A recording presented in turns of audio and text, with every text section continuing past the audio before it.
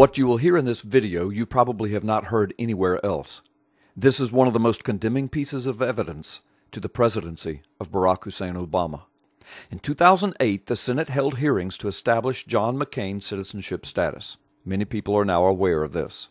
The reason was that John McCain was born on a U.S. military base, and there was some confusion as to whether or not this would qualify him as a natural-born citizen. The Senate investigated McCain and passed a resolution defining the terms of a natural-born citizen status. Barack Obama co-sponsored this resolution.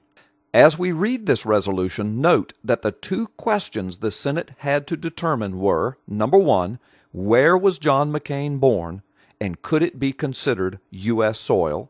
And number two, were both of his parents American citizens? This fact is mentioned twice in the resolution as a determining factor of natural-born status. Here is the resolution in its entirety with my comments. Resolution. Whereas the Constitution of the United States requires that to be eligible for the office of President, a person must be a natural-born citizen of the United States. That is a true statement. They got that right. Whereas the term natural-born citizen, as that term appears in Article 2, Section 1, is not defined in the Constitution of the United States. That is also true. The Constitution does not define it. However, George Washington, John Jay, Thomas Jefferson, Samuel Adams, John Adams, and other founding fathers are on record as appealing to Vattel's Law of the Nations for their definition of United States constitutional principles. Vattel defines natural-born citizenship status as being born on native soil to both parents who are citizens of that country. The resolution continues. Whereas there is no evidence of the intention of the framers or any Congress to limit the constitutional rights of children born to American citizens serving in the military, nor to prevent those children from serving as their country's president, I also believe that is a true statement. Whereas such limitations would be inconsistent with the purpose and the intent of the Natural-Born Citizen Clause of the Constitution of the United States, as evidenced by the first Congress's own statute defining the term natural-born citizen, I agree with this statement. And by the way, the first Congress's own statute defining the term natural-born was, according to Vattel's law, that they must be born on American soil to American parents who are citizens. The resolution continues. Whereas the well-being of all citizens of the United States is preserved and enhanced by the men and women who are assigned to serve our country outside of our national borders, I absolutely agree with that.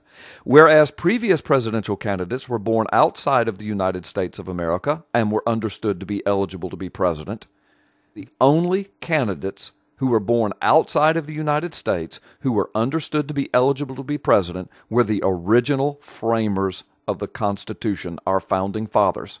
And they were grandfathered in by the Constitution itself. Everyone after them was required to be born on American soil to American parents. But listen to the last paragraph of this resolution.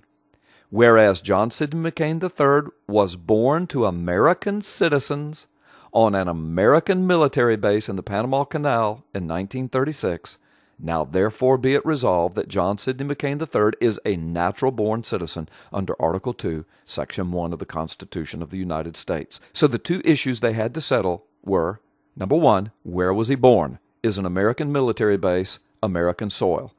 The Senate said yes. Number two, who were his parents? Were they both U.S. citizens? In John McCain's case, the Senate said he met both definitions of a natural-born citizen. Obama co-sponsored this resolution. He sat on the hearings. He signed the document. By his own resolution and his own birth certificate, which he now has presented, he has proven that he is not eligible to serve as president. Where are the Supreme Court and the congressional hearings on this matter? Are we going to simply flush the Constitution down the toilet?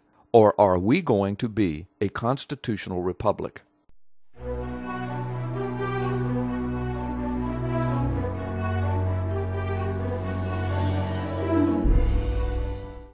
The only people who don't want to disclose the truth are people with something to hide.